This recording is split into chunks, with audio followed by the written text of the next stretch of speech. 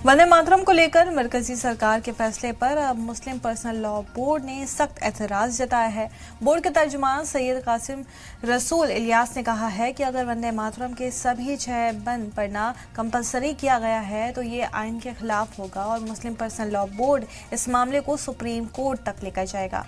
उन्होंने कहा कि पहले सिर्फ शुरुआती 2 लाइन पढ़ने की बात थी, लेकिन अब सभी 6 बंद पढ़ने को जरूरी बनाया जा रहा है, जिसमें देवी देवताओं की इबादत का जिक्र है। सैयद कासिम रसूल इलियास ने कहा है कि ये मुसलमानों के मजहबी एतकाद से टकराता है और आइन के आर्टिकल 25 और 26 की खिलाफ वर्जी है। उन्होंने ये भी कहा है कि सरकारी दफ्तरों और स्कूलों में इसे नाफिज करना जबरदस्ती है और अगर किसी मुस्लिम मुलाजिम या स्टूडेंट पर इसे पढ़ने का दबाव बनाया गया तो उसकी मुखालिफत की जाएगी। मुस्लिम पर्सनल लॉ बोर्ड ने साफ कहा है कि सरकार इस फैसले को वापस ले, वरना सुप्रीम कोर्ट का दरवाजा खटखटाया जाएगा।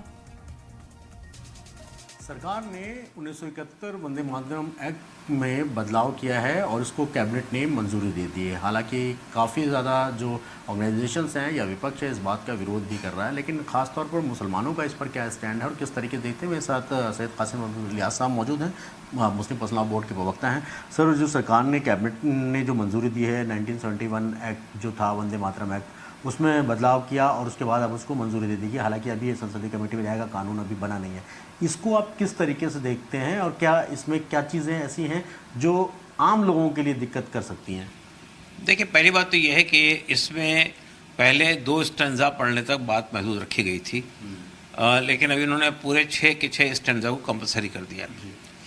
और दूसरी बात ये है कि ये जितने सरकारी फंक्शंस होंगे उसमें पहले वंदे मातरम पढ़ा जाएगा, उसके बाद जन गण मन पढ़ा जाएगा, राष्ट्रगान। तो ये और इस पर जाहिर है कि सरकार के जो लोग हैं उन सब पर कंपलसरी होगा इसको करना।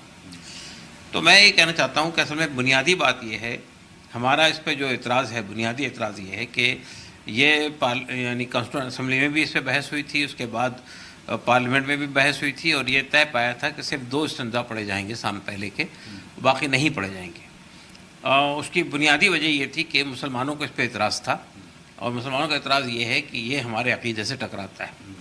इसमें मूर्ति पूजा की बात कही गई है, इसमें देवी देवताओं की बात कही गई है, तो ज़ाहिर बात है कि हम इसकी वंदना नहीं कर सकते। तो मैं ये समझता हूँ कि ये फ़ैसला कॉन्स्टिट्यूशन के ख़िलाफ़ है। कॉन्स्टिट्यूशन के आर्टिकल 25 में और 26 में हर मजहबी गिरोह को आज़ादी दी गई है कि वो अपने मज़हब के मुताबिक ज़िंदगी गुजारे। ज़ाहिर बात है कि जो मुस्लिम ऑफिसर्स होंगे, जो सरकारी ऑफिसर्स होंगे और मुसलमान ऑफिसर होंगे, उनके लिए ये पढ़ना जो है जायज़ नहीं है। तो अगर ये इस तरह की कोई कंडीशन मुसलमानों पे भी नाफिज की जाएगी तो ये कॉन्स्टिट्यूशनल के ख़िलाफ़ है, संविधान के ख़िलाफ़ है। बिल्कुल। एक चीज़ मैं समझना चाहूँगा आपसे कि अभी आपने कहा कि सरकारी प्रोग्राम, थोड़ा सा हमारे दर्शकों को ये समझाने की कोशिश करें कि अभी जो ये कानून बनाया गया दोबारा से, जो कैबिनेट ने अप्रूव किया है, वो सिर्फ और सिर्फ सरकारी प्रोग्राम, प्रधानमंत्री राष्ट्रपति के प्रोग्राम और जितने भी बड़े मिनिस्टर्स के वैसे जो भी सरकारी प्रोग्राम जो भी होते हैं उनमें कंपलसरी होगा। मतलब आम आदमी के लिए, आम जनता के लिए अभी इसमें किसी तरीके की कोई मदाखलत नहीं की गई है, कुछ ऐसा जो थोड़ा सा तफसील से अगर उसमें बता पाए। नहीं, सरकारी प्रोग्रामों के अलावा जो स्कूलों के फंक्शंस होते हैं उसमें भी इसको रखा गया है और उसमें सरकारी और प्राइवेट सभी, हाँ, सब रहेंगे। तो ये कहना कि वो सिर्फ सरकारी फंक्शन तक महदूद रहेगा, ये बात सही नहीं है। स्कूलों के अंदर भी आप इसको लागू कर रहे हैं। और दूसरी बात ये कि इसमें ज़ाहिर बात है कि आप ये कह रहे हैं कि ये पढ़ना पड़ेगा कंपल्सरीली, तो ये चीज़ें मैं ये कहना चाहता हूँ आपसे कि ये इसके ख़िलाफ़ है, यानी हमारे अक़ीदे से टकराती है, हमारे फेस से टकराती है और इसी बुनियाद पे ये 4 स्टैंजा इसके नहीं रखे गए थे पहले, तो अब इसको ज़बरदस्ती लागू किया जा रहा है। तो ये बीजेपी गवर्नमेंट की एक ज़बरदस्ती है, धांधली है और ये सिर्फ मुसलमानों को वो छेड़ने के लिए रखा जा रहा है। तो हम ये कहना चाहते हैं कि ये सरकार वापस ले इस फैसले को, और अदरवाइज़ हम बहरहाल इसको सुप्रीम कोर्ट में चैलेंज करेंगे। हम फैसला कर चुके हैं, हम इस बात का इंतज़ार कर रहे थे कि अगर कोई कानून पार्लियामेंट से बन जाता है तो उसके बाद हम जाएंगे सुप्रीम कोर्ट में, लेकिन अगर ज़रूरत महसूस हुई तो हम सुप्रीम कोर्ट अभी भी जा सकते हैं। मतलब अब ये फाइनल माना जाए कि अभी तो कैबिनेट ने मंजूरी दी है, कल को ये संसद में पास हो जाता है, कानून बन जाता है, तो आप लोग सुप्रीम कोर्ट का रुख करेंगे? बिल्कुल, इसलिए कि मैं बुनियादी बात ये कह रहा हूँ आपसे कि ये संविधान के ख़िलाफ़ है, हमारी फ़ेथ के ख़िलाफ़ है, हमारे अक़ीदे के ख़िलाफ़ है, आर्टिकल 25 के ख़िलाफ़ है, इसलिए हम इसको चैलेंज करेंगे।